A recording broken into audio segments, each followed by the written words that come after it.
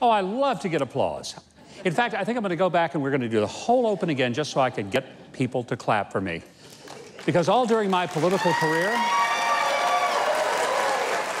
yes, when I was running for office, people just got up and left. That's why I love this crowd here tonight. How many of you saw the White House Correspondents' dinner? Be honest with you, I hope not. Because if you did, you probably saw one of the most vulgar, profanity-laced, and mean-spirited young women alive spew some hateful venom toward President Trump, his staff, and all of us in America who would qualify for inclusion in the basket of deplorables.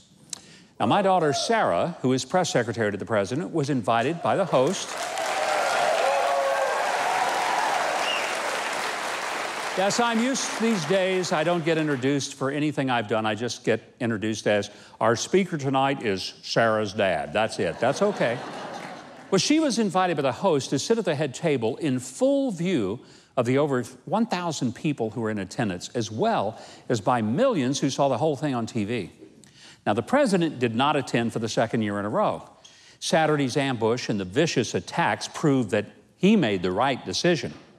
Instead, he went to Washington, Michigan for a Trump-styled rally and felt the love of an overflow crowd who cheered him. Now, had he gone to the dinner, he would have been the main course. See, the rally was like a massage. The dinner would have been like a mugging. The attacks on my daughter were so cruel that many of the White House press corps publicly apologized for the bullying that she received. But to her everlasting credit, she sat there stoically. She didn't get up from her seat, which was, by the way, less than 4 feet from the podium, and she didn't provide the so-called comedian with a double-ordered dinner of a knuckle sandwich.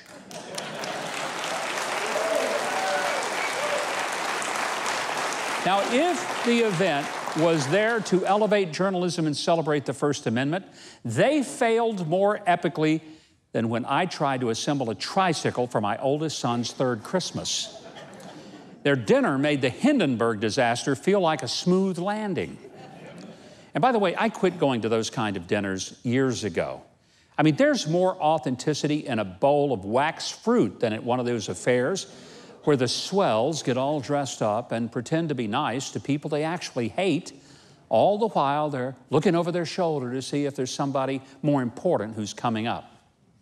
Look, I had a colonoscopy a few weeks ago. Now, I'd rather have another one than to go to one of those insufferable events. I really had.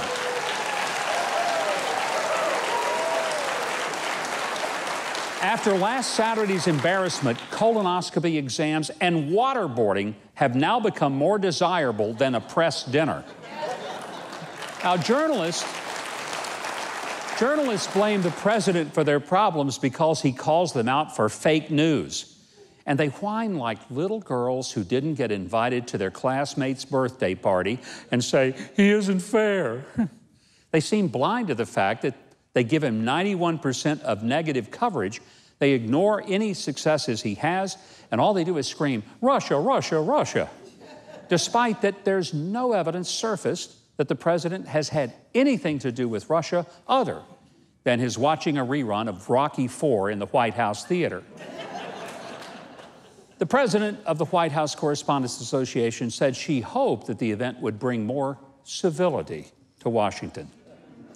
That's like saying that we hope we'll have better vision if we let Mr. Magoo be our ophthalmologist.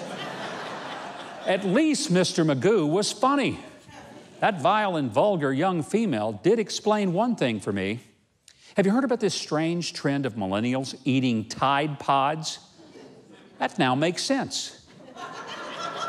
Because if they talk with that kind of potty mouth as she did, they need their mouths washed out with soap.